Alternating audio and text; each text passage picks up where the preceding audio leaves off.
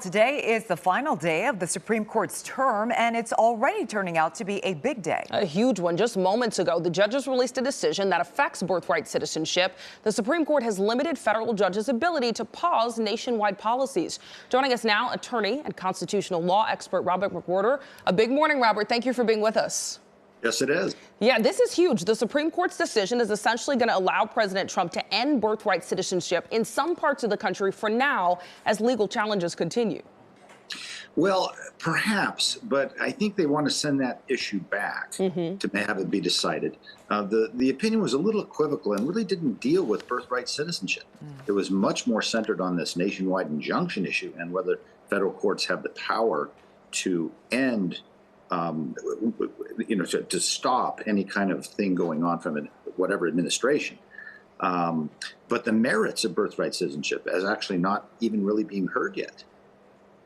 And Robert, let's discuss some of the other cases. For example, the LGBTQ content in elementary schools. What direction do you see the court going here? Well, I think the conservative majority is going to follow on what's a very expansive view of the freedom of religion clause. They seem to be centering on that, and it predominantly usually deals with cases of people of certain Christian denominations that don't want their values challenged in the public school system. And so they don't want to have any books at all about, LGBTQ themes, et cetera.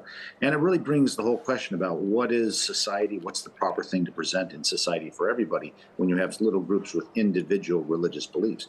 The history before the court before with these, for instance, denominations that didn't believe in vaccines was always kind of to favor society's view and having people vaccinated. But this is a more expansive view of religious liberty and religious freedom. And I think the conservative majority will probably give that to the parents in this case.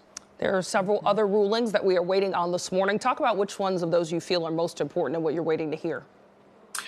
Well, I guess, again, all eyes have been on birthright citizenship. I do think there's a very important case out of Louisiana, which has to do with the redistricting and the maps. There you had a case where you have some white plaintiffs who say that, look, the legislature is giving kind of more balanced portion of voting rights and having two congressional districts that kind of represent the black community or the number of black people in the state, somehow in their district takes away their rights now.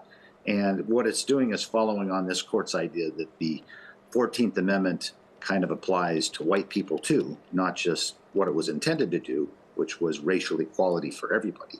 And so, again, they're kind of raising that issue in the context of voting rights. And that's a very interesting case. And Robert, we want to ask you, as we all wait for these decisions today, what happens if the judges happen to hold off on making these decisions? What are the implications a delay could have on these cases?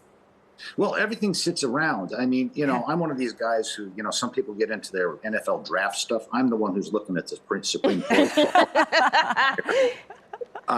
So for nerdy people like me, that can be very painful. But the other side, though, is it leaves these major questions just up and floating around. And this is a kind of the Trump regime is very expansive in what they think is their power. And they're going to continue to try to exercise their power. But some of these junctions are going to sit around.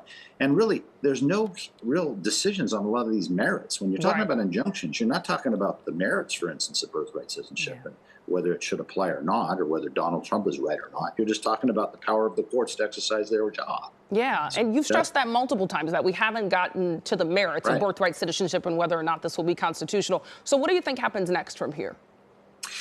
Well, I think the justices happily go on vacation because at this point, several of them, I think you can read in their opinions, are kind of tired of each other. So they like to just go off on vacation and kind of regroup until the October term starts, which will be in the second week of October. So they're going to take a little break. They're going to do little lectures and talking. What happens with these issues is they kind of just sit around and everybody waits for the next term. And I start to fill out my Supreme Court draft card to see what's going to happen for the next term. Gotcha. All right. And we always love to hear your thoughts on this. So, Robert, thank you so much for being with us this morning. My great pleasure.